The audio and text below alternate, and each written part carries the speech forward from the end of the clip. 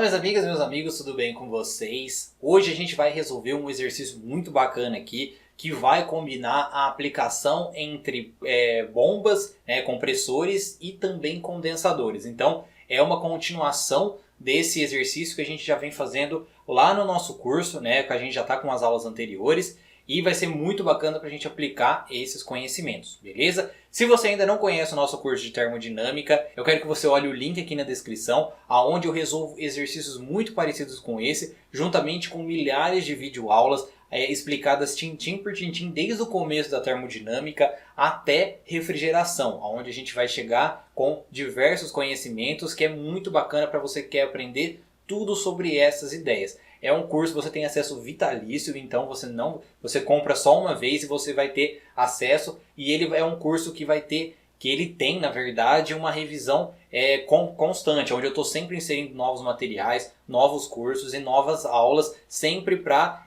aumentar mais o conhecimento de vocês. Vale muito a pena dar uma olhada aí, tá? E não esquece também de se inscrever aqui no canal e já deixar o seu like aqui e compartilhar esse vídeo com a maior quantidade de amigos seus aí, beleza?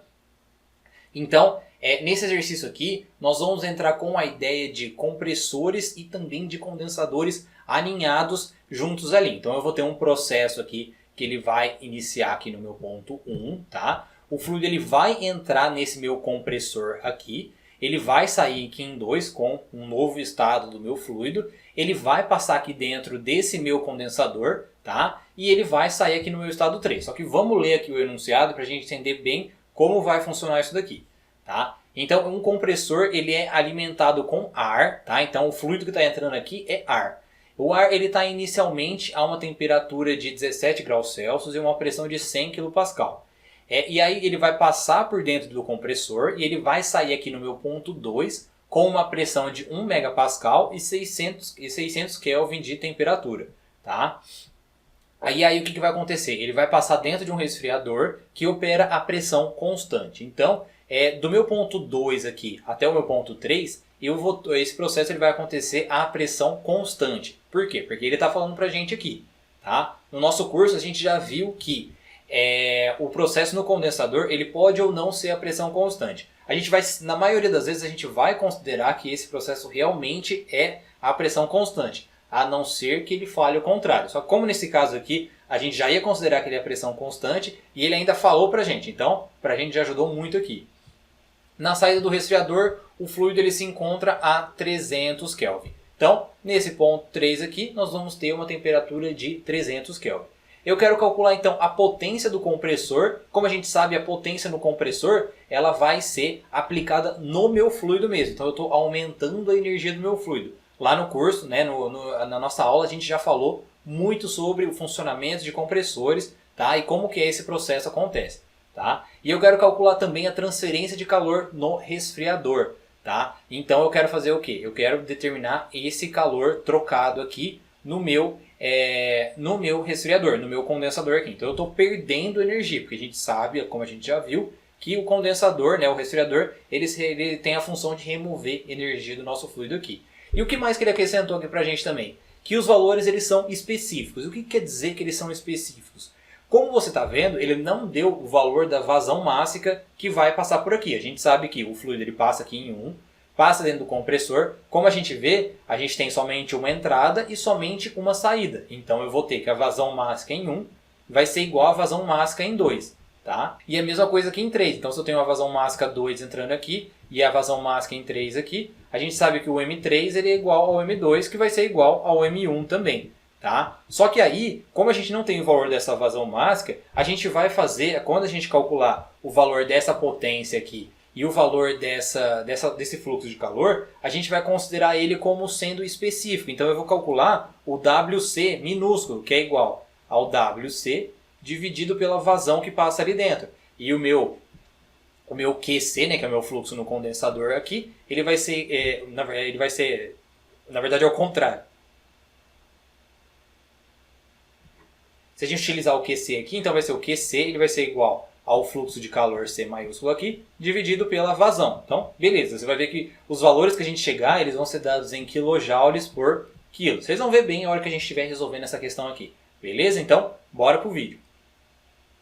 Os dados que nós temos aqui são, então a gente sabe o valor da pressão e da temperatura inicial. Como vocês estão vendo, eu já passei aqui para Kelvin, porque como a gente está falando sobre gases perfeitos, é bom a gente utilizar a temperatura aqui em Kelvin, como a gente já falou em muitas aulas anteriores aqui no nosso curso também. Tá?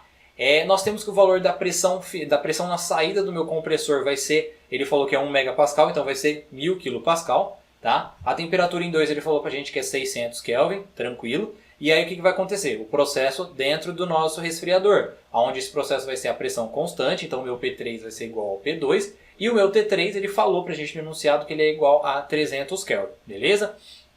Então vamos ver quais as considerações que nós vamos utilizar aqui antes da gente começar a realmente calcular o que a gente precisa. A gente sabe que as vazões máxicas aqui elas são constantes, tá? Então como eu mostrei para vocês já anteriormente. Nós vamos considerar que é um regime permanente, então o processo dentro do compressor e o processo dentro do refrigerador, né, do resfriador, eles vão acontecer em regime permanente, tá? Então, sem problema nenhum pra gente. A gente já sabe o que é regime permanente. E nós sabemos também que o fluido ele é compressível. Por que compressível? Porque o ar ele é um gás perfeito. O gás perfeito ele é compressível. Então, o valor da sua densidade, né, da densidade do volume específico, eles variam com as propriedades. Então, no ponto 1 eu vou ter um valor de densidade, no ponto 2 eu vou ter outro, e no ponto 3 eu também vou ter outro. Até aí, sem problemas pra gente. Tá? Então, agora, vamos aplicar a primeira lei. Só que nós vamos ter que aplicar a primeira lei, primeiro, no compressor e depois no nosso resfriador. Nós temos o primeiro volume de controle que a gente vai considerar é o nosso compressor. Então, esquece primeiro o refrigerador. No nosso resfriador, né, no nosso compressor, a gente tem que o volume de controle vai ser esse aqui, o próprio compressor. Eu tenho uma determinada vazão de entrada e eu tenho uma vazão de saída e eu tenho um trabalho sendo realizado aqui. O meu trabalho C, que é o que eu quero calcular. E como que a gente aplica a primeira lei da termodinâmica em compressores ou bombas, como a gente já viu nas aulas anteriores. É igual a entalpia de entrada menos a na saída. Na nossa aula a gente viu que a gente teria também esse termo aqui multiplicado pela vazão, né? Se a gente tivesse que calcular o valor da nossa potência aqui. Só que como eu estou falando de valores específicos, eu estou dividindo o nosso valor aqui da nossa potência pela vazão. Então por isso que eu estou fazendo somente o H1 menos o H2. Beleza? E aí como que vai ser o nosso processo dentro do nosso resfriador? Então, desconsiderando um pouco o nosso compressor, o nosso resfriador ele vai ter uma vazão de entrada aqui, tá? E uma vazão de saída aqui, que é também a mesma. E nós vamos ter um certo calor sendo removido aqui, tá? Um calor específico que vai ser removido aqui. E como que é o calor em condensadores ou evaporadores? Como que é a primeira lei aplicada neles? A gente já viu que é a entalpia de saída menos a entalpia de entrada. Então a gente já viu, tá vendo a diferença aqui quando a gente tem o calor e a gente tem aqui o nosso compressor aqui, tá? E por que aqui nessa nossa equação, só para relembrar, a gente não tem o calor e aqui nessa nossa equação nós não temos o trabalho? Porque a gente considera que os compressores e as bombas elas não têm calor trocado, porque o calor trocado que ela tem é muito menor do que o valor do nosso trabalho. E a mesma coisa aqui no nosso condensador, onde o calor trocado ele é muito maior do que qualquer trabalho que possa ser realizado aqui. Tá? Tanto que a gente nem tem trabalho sendo realizado em condensadores nem em evaporadores. Por isso que as nossas equações da primeira lei da termodinâmica elas ficam desse jeito aqui. Beleza? Então, já entendemos aqui como que é a primeira lei aplicada nesses dois equipamentos, tá? Então, agora, vamos fazer primeiro a primeira lei da termodinâmica no nosso compressor. Então, para a gente calcular esse trabalho, a gente vai pegar, para a gente determinar a entalpia do ar, a gente pode utilizar essa tabela aqui, tá? Onde a gente vai ter que a entalpia, ela vai variar, vamos até fazer em cor diferente aqui para a gente conseguir perceber. A entalpia ela vai variar com o valor da temperatura. Então, qual que é o valor da temperatura que nós temos aqui? 290. Então, nós vamos olhar aqui o 290 e nós vamos extrapolar aqui até aqui. Se a gente quiser determinar qualquer propriedade do ar nessa temperatura, em temperaturas diferentes, a gente pode utilizar essa tabela aqui. Então, vamos só dar uma passada nela para ver o que a gente tem. A gente tem o valor da entalpia, que é 290,16, é esse o valor que a gente precisa. Só que nós temos aqui o valor da pressão reduzida, nós temos também o valor da energia interna, nós temos o valor do volume aqui e temos também esse valor específico aqui da nossa entropia. A gente vai falar muito isso aqui depois, mais pra frente no nosso curso, só que, claro, é só pra gente entender o valor dessa tabela aqui, tá? Então, pela tabela aqui, o valor do nosso H1 ele vai ser 290,16. E a gente pode também calcular o valor da entalpia no ponto 2 também, para temperatura de 600 Kelvin. Onde a gente vai pegar esse termo aqui, tá? A gente pega aqui a entalpia 607,02, tá? Anteriormente, a gente pode também... onde a gente pode calcular o valor da nossa diferença de entalpias por essa equação aqui. Aí a gente só precisaria ter o valor do Cp menos a diferença de temperatura, seria o 600 menos o 290. Esse é um valor aproximado, tá? Claro, a gente pode... só que o Cp, nossa, ele poderia variar com a temperatura também, então não é um cálculo tão...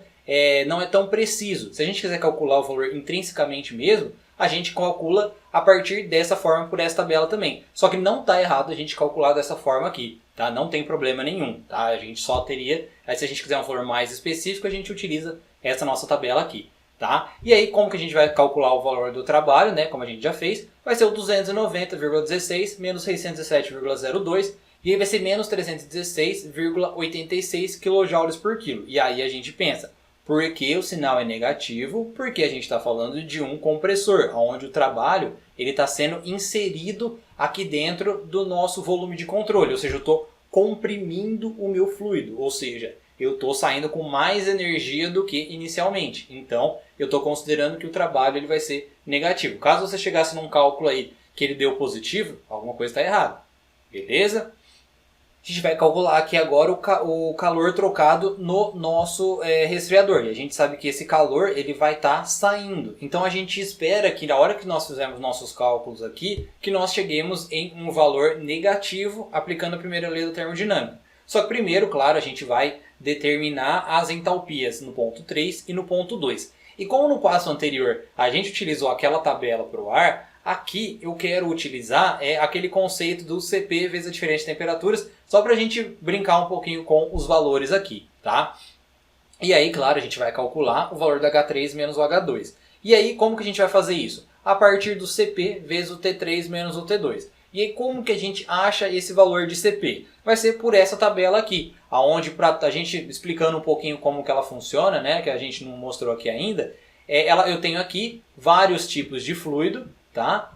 A fórmula dele, né? A fórmula química dele. E aqui eu tenho os valores aqui, ó. Eu tenho a constante do gás, aquele R que a gente usa no PV igual a mRT. Eu tenho aqui o valor do Cp e eu tenho aqui o valor do CV também que a gente utiliza em interações quando a gente vai utilizar a energia interna para calcular. Beleza? E se a gente for pegar aqui, a gente vê que o Cp ele vai ser 1,005 aqui porque a gente está falando, claro, do ar. Se a gente tivesse um outro tipo de fluido, por exemplo o hélio, a gente ia utilizar esse valor aqui de 5,1926, sem problema nenhum, tá? E a gente sabe, claro, que o T3 e o T2 que foram dados ali pra gente 300 e 600 Kelvin. E por que a gente pode utilizar o Cp também? Só para a gente falar de uma forma mais específica aqui mesmo. Porque o Cp ele pode ser utilizado quando a pressão ela é constante. Tá? Só que quando a gente vai falar sobre a diferença de entalpias, por exemplo, H3 menos H2, mesmo que o processo não seja a pressão constante, a gente pode aproximar como o Cp T3 menos o T2, tá? Sem problema nenhum. Tá? Só que aqui, mais especificamente ainda, a gente pode utilizar, porque esse processo ele é a pressão constante. E aí como que a gente faz? Né? Vai ser o 1,005 vezes o 300 menos o 600. E aí a gente vai chegar no valor de menos 301,5. E aí, como eu falei para vocês aqui, como o calor está saindo do nosso processo, ele vai ser negativo. Beleza? Então eu espero que vocês tenham gostado dessa aula aqui. Não esqueçam de acessar o link aqui na descrição para conhecer bem o curso, onde a gente tem inúmeros exercícios aqui muito parecidos com esse aqui, onde a gente explica tintim por tintim, e todas as explicações dele de equações e aproximações a gente tem nas nossas aulas teóricas. Então, se você tem alguma dúvida, pode deixar aqui embaixo que a gente responde todo mundo. Grande abraço, tchau, tchau.